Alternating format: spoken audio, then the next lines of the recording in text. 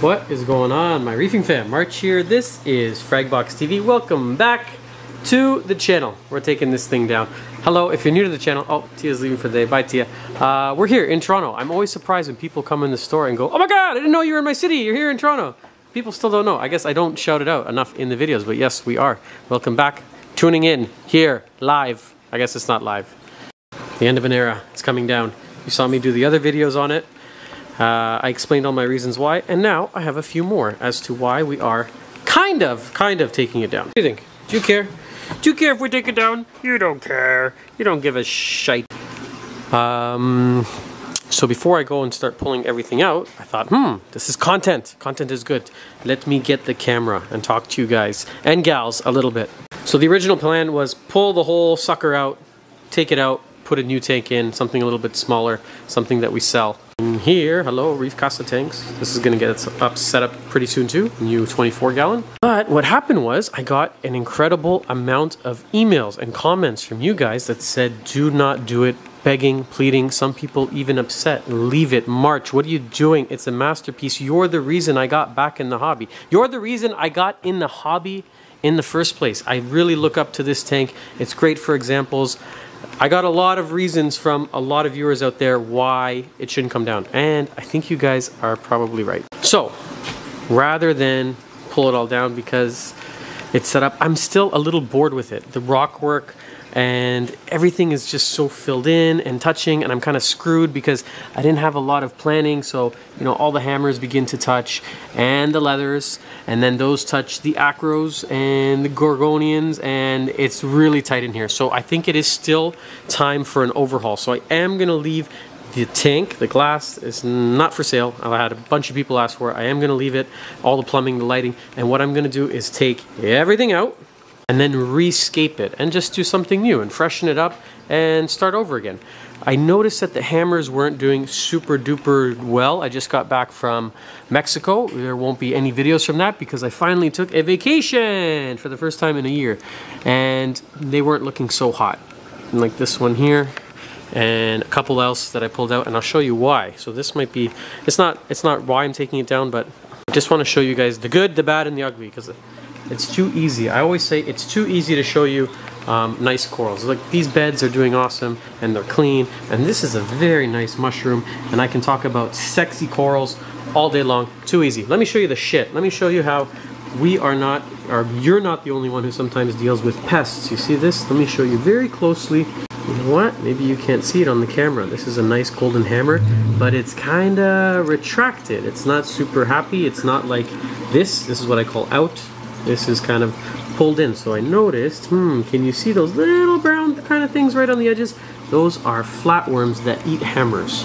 And this is kind of suffering the same. So this purple hammer here really should look like these ones over here. That's a good example. Oh yeah, that's it. Right there. Out and about. Or like the, so if you get flatworms in your tank, best thing to do is just shut down the entire tank and quit the hobby. I'm kidding. Go out and get some of this. This is what we use here in the shop. Actually, here, you know what? This wasn't supposed to be a product demonstration video, but thank you to Revive and our friend Julian Sprung over at Two Little Fishies. I'll show you how this stuff kills the corals. What you do is you just take it and pour the whole bottle. Man, I'm really a goof today. Don't do that. You'll kill everything. Okay, what you have to do is get a separate container. Oh my God, imagine someone stopped watching right there and they just went out and did that. Okay, I like to use this container just because it has a white bottom, so if there are pests, it's really easy to see them. This wants you to use 1 capful for every gallon, but we're not going to use that much. Do not do what I do. This is the March method. I've been doing this a long time. That looks about right. Follow the directions. Do as I say, don't do as I do.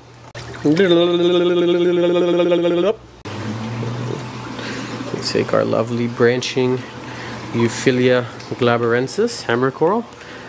Dip me, please. Clean me. I'm dirty. And you should leave it for like 5 to 10 minutes. On some sensitive species of coral, I'll do a little bit less. Certain acros, deep waters, suarsonoids. Oh, there's one. There's two. Do you see them coming off? Maybe I should go get the macro lens. Oh yeah, hold on. Let me get a flashlight. Samsung, screw you, okay? I just got the S22 a couple weeks ago, and then they're like, uh-oh, now we have an S23. Thanks. Can you see there in the bottom? Let me zoom in. Ta-da! Oh yeah, there they are. Oh, sorry guys. I didn't mean to kill you. I mean, I did. We cannot coexist in this universe. Now, they're really easy to see, obviously. I just wasn't around. The tank was getting a little bit of neglect. Very easy to remove. This isn't the worst pest in the world. And you can see them there too. See how they're just kind of slowly dying, squiggling, going to meet their maker. Kids, if you're watching, they are going to flatworm heaven if they were good and listen to their parents. Otherwise, I don't know where they're going. Give it a little shaky shaky. Wow, look at that. That's a lot. So it bothers them, it eats them, it lives on them, and then sometimes you'll find eggs. The only good thing about this pest is it's really easy to spot and it's really easy to get rid of. I'm not seeing any eggs across the base of it. And no, I'm not seeing any eggs. You know what? No, looks pretty good. You give this a dip in a 5-minute bath of some new salt water because you don't really want to introduce the Revive into your aquarium. So that's not really the reason I'm taking it down. It's just something I noticed as I was going through it today. There's also quite a bit of aptasia that I'm dealing with in here. I did add a filefish, and finally, if you've been looking for peppermint shrimp, we've been unable to get them forever. We finally have a decent number of peppermint shrimp in stock. These are great little invertebrates for eating aptasia. Shit, sorry, the price has increased. But aptasia is just one of those things that when you have it, what I've found over the years is you sort of just manage it. You learn to live with it. It's not something you're truly ever going to get rid of. People freak out when they get them. If it's not that bad of an outbreak, sometimes I'll get in there with some Aptasia X. They're more annoying than anything. And that was something that I think I got that idea from the late Jake Adams. I think I saw that in a video. But it's just the idea of you manage Aptasia. You don't beat them, you just live with these stupid little glass anemones. I know a lot of people wanted some of this, the purple stylo, so I'm going to put it up on the site now. It's going to show out of stock with a price, and what you can do is put your email into the field that says notify me when back in stock, and then I'm going to send everyone an email and you can grab one when it is ready. I am going to keep a bunch of the stuff in here. I'm going to let some of it go. The new scape, what I'm thinking, give me your opinion, comment below if you're still watching this far. Thank you. What I'm thinking is let's not do 2 islands because that's all I ever do and it's freaking boring. I got 2 ideas in my head. One sort of like a cascading like flat rock, not really wall, is that the word I want to use? Like levels, like 1, 2, 3, 4, and they kind of come off the overflow to sort of hide it, and then it's going to end up with a lot of negative space right here. I think it'll look cool because it's peninsula style, and you'll sort of have the fish, you know, when they're swimming over here, it's going to look like they're just floating, and then I can do a lot of cool plating corals off this section here. Or I was thinking, do I do the other way? Do I kind of do like a Lion King, you know, that big arc, and kind of have a large cave under here, and then layer it the other way, and then have stuff come up the top? I'm not really sure. I know Tia's going to have an opinion about it, but I'm going to escape this one. I'm going to let her escape this new one over here, Casa Studio 24, and I think she wants to use, for some reason, the Tonga branch rock. I'm not crazy about it. It is quite a look. It is a vibe. I don't know. We'll see when we get there. One project at a time, because this is going to be a big one. I'm going to keep the fish because I'm emotionally attached to them, so you cannot have my fishies.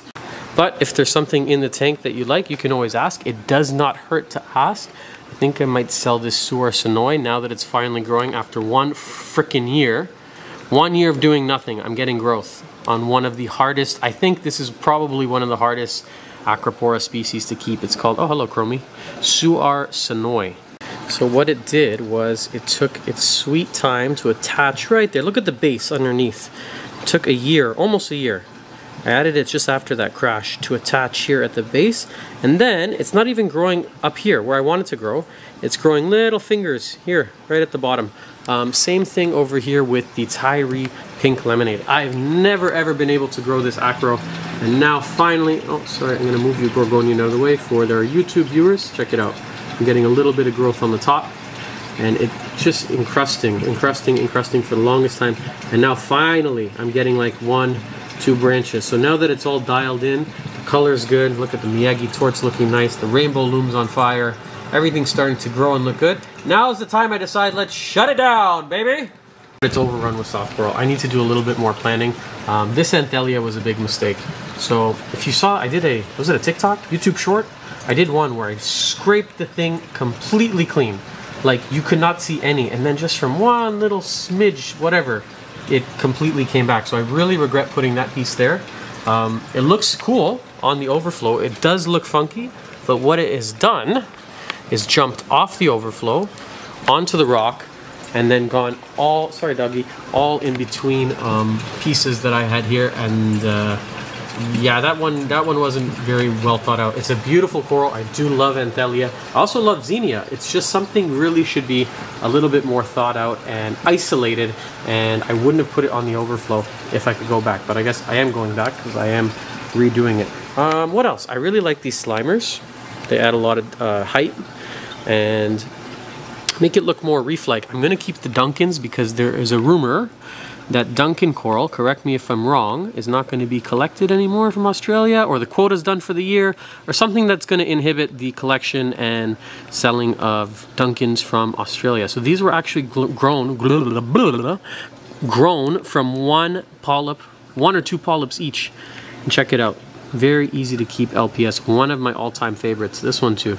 Just grown from a few heads. I had them under here on the rock. This is pretty cool too, actually. I grew this out. I feel like a real coral farmer right now. This piece here was grown out from just a few heads.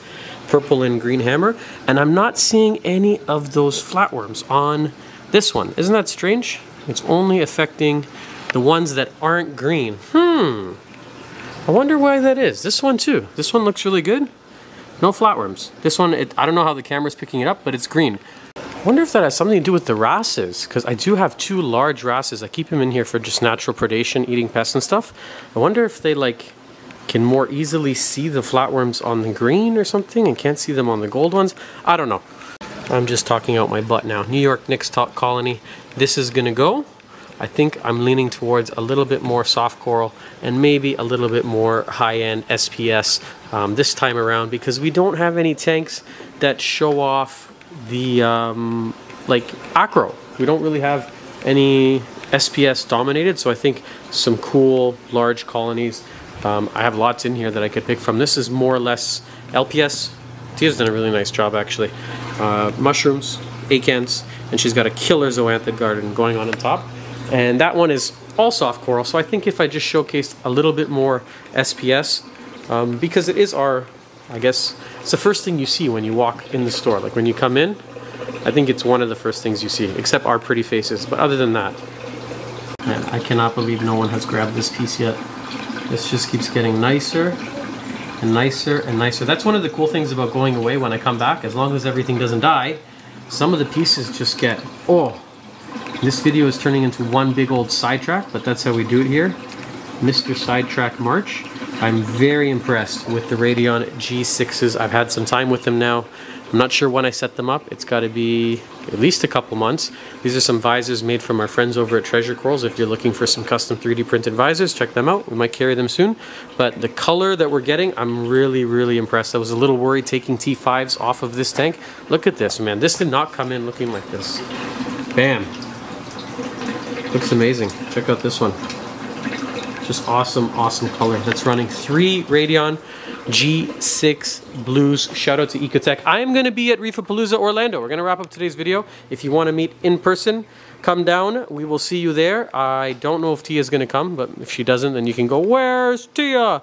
But I'll be there, and so will my friend Paul from Advanced Aquarium Consultancy over in the UK, in England. He's coming all the way from Harlow, United Kingdom, to see the Shermans. Okay guys, I'm gonna let you go. If you like the content, there's a little bell over here. I think it's over here, over somewhere here. Ding-a-ling-a-ling. It'll let you know when we do a video like this again. Thank you very much for watching this completely random, unstructured sidetrack of a video that is very much like all the other videos we do here on the channel. Yeah, that's how it goes. Thank you very much, and have a good night, or morning, or afternoon, wherever you're watching from. This is my Bulldog Digs. Bye for now.